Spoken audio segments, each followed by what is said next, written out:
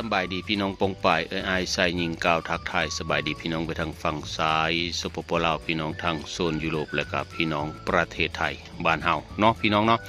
ทักทายสบายดีพี่น้อง FC นะครับทั้งผู้ใหม่และกับผู้เก่าขอบคุณขอบมุกขอบเจอพี่น้องปงป่ายคู่คนนะครับเนาะที่แวะมาเป็นกำลังแรงมุกกำลังแรงเจอเฮอดูยูเซอร์นะครับสำหรับคลิปของการทำสวนองุ่นได้พี่น้องเลยสำหรับองุ่นของเฮามื้อนี้ก็เดินทางมาฮอด128 วัน128 มื้อเป็นที่เรียบร้อยพี่น้องเอ้ยตามคาดหมายเบิ่งหยดน้ำ ยังไม่ทันได้แห้งนะครับตามที่ผมได้คาดหมายไว้แนวเลอพายุฤดูร้อนกันต้องเฮามาแน่นอนว่าสันเถาะมื้อนี้นักหนาได้พี่น้องเอ้ยนักหนาสากันพอสมควรตามที่ภาพนะที่ผมได้ถ่ายไว้พี่น้องข้างนอกกกมะเกาะพี่น้องเลยล้มตูมมื้อนี้โดนพายุฤดูร้อนพัดถล่มล้มตูมสำหรับองุ่นของเฮาเด้เป็นในเลยเดี๋ยวก็มีล้มแล้วหลังคาก็ยังอยู่คือเก้าปืด หลังคาก็ปืดคือเก้าแล้วครับยังมีเอามาซื้อเนาะครับมันเอามาซื้อเสรียบร้อยผู้ข่าวเอาล้มแห้งรีได้มื้อนี้นะแห้งพอสมควรนั่นแหละจนกกมะเกาะทั้งเนาะนะพี่น้องนะเห็นบ่อยู่ข้างนอกนะล้มตูมได้พี่น้องเอ้ยมีธรรมดาอย่างความรุนแรงของพายุฤดูร้อนเนาะแต่ผู้ค้าไม่ได้ถ่ายคลิปไว้เนาะพี่น้องเนาะเพื่อคือมีถ่ายรอบนี้คือไม่ไปยืนถ่ายแน่อีตาดุยถ่ายกว่าฟ้าเริ่มแมบมาเปี้ยงปังทางเทิงบ้านนนจันทร์นี่งินข้าวว่าลงเสืองัวเขาตัวหนึ่งตายโคโลหาเพิ่มพลวกามันมีแต่แทนะมันล่มแต่ซื้อไข่ยูล่มฝนแต่ซื้อกับไข่แน่อันฟ้านี่ติมันมีจะไว้ใจเนาะพี่น้องนะครับผู้ค้าก็เลยมีได้ถ่ายตอนพายุพัดกกไม้กกตออันตรายได้พี่น้องเลย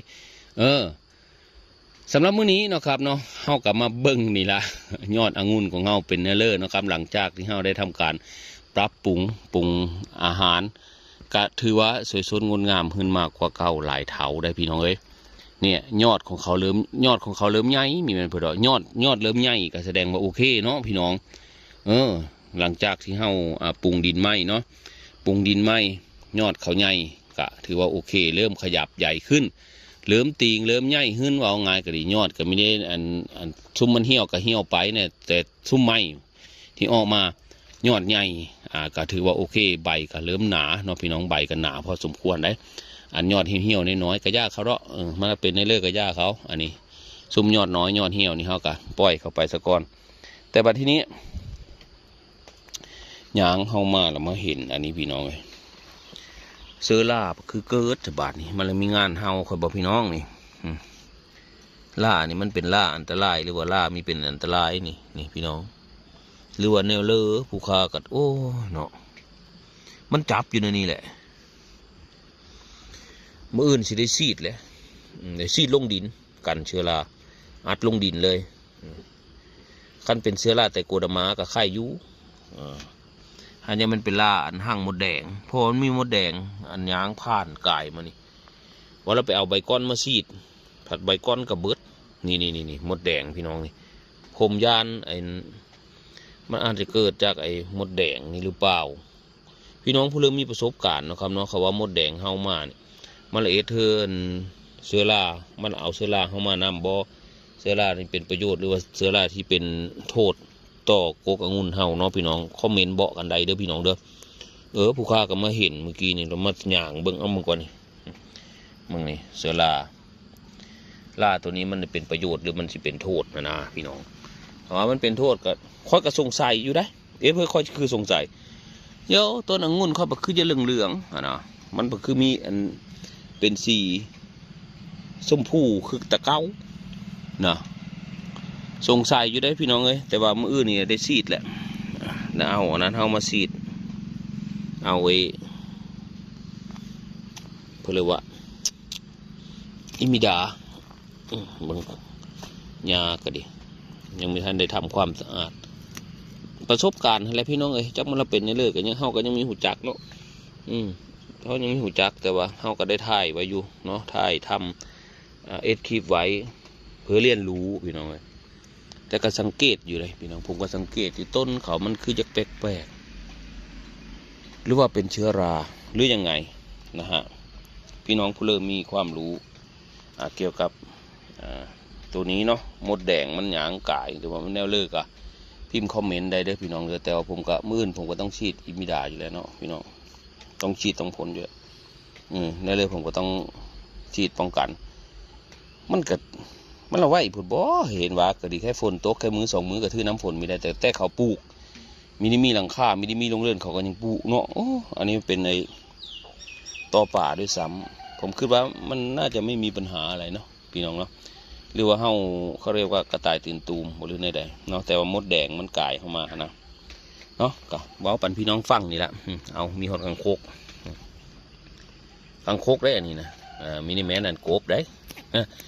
อย่าคิดว่าเป็นกบเป็นเขียดนะฮะคังคกน้อยเนี่ย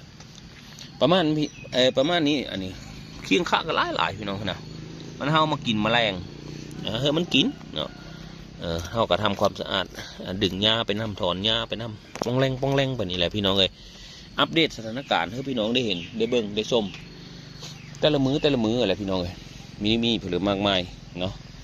ไม่มีเทคนิคอะไรนะครับเอามาปั่นเบิ่งวะมื้อนี้กะพายุฤดูร้อนเฮาอีกแล้วนะครับแต่ก็ไม่ได้สร้างความเสียหายให้องุ่นเฮาปลาเลือดอกน้ำหักยังเปื้อเดี๋ยวฝนตกหึงได้พี่น้องเอ้ยวันนี้ฝนตกนานมากนะหึงได้เกือบ30 นาทีนะครับลมก็แห้งเป็นบางครั้ง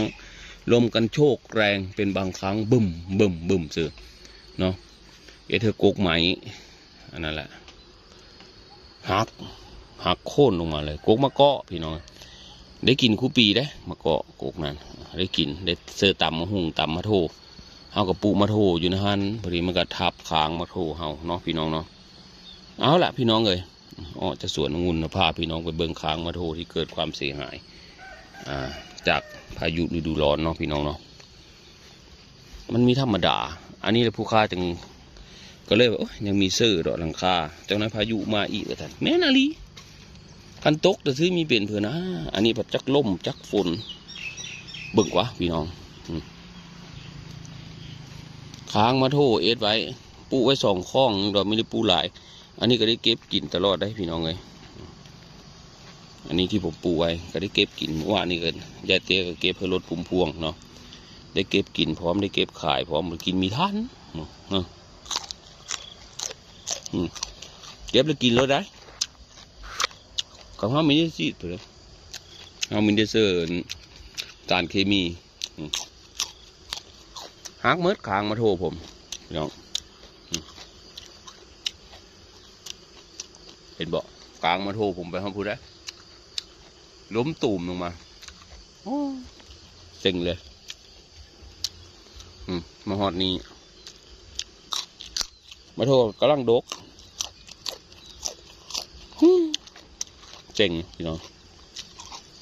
เอาล่ะพี่น้องปองป่ายสำหรับคลิปนี้กันยาวมาพอสมมาพาควรเนาะผู้ค้าขออนุญาตบาดคำจบคลิปลงสำนีเด้อพี่น้องเด้อทั้งกินมาโทษทั้งเดียวเว้าบายบายครับผมพอกันใหม่คลิปหน้าครับพี่น้องผมว่าพี่น้องมาโทษกันเลยทำจะต่ำกินนี่เถอะกินก็มีมดแล้วมันดกได้เก็บขายพร้อมกันเฮาปูเองมันกับปลอดภัยเฮากับมันเจอทำนี้เลยพี่น้องเลย